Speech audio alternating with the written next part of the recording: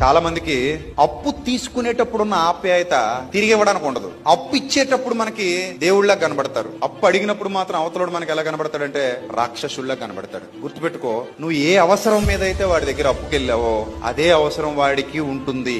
So ఈ రోజు నువ్వు వాళ్ళకి అన్యాయం చేస్తే రేపు పొద్దున్న నీ కుటుంబానికి అదే అన్యాయం తిరిగి వస్తుందేమో. జాగ్రత్త.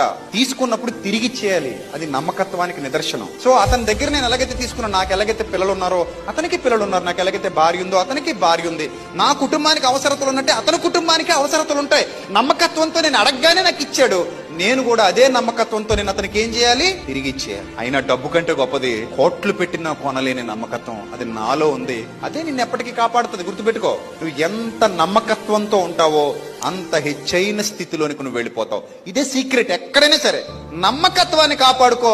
ఆ నమ్మకత్వమే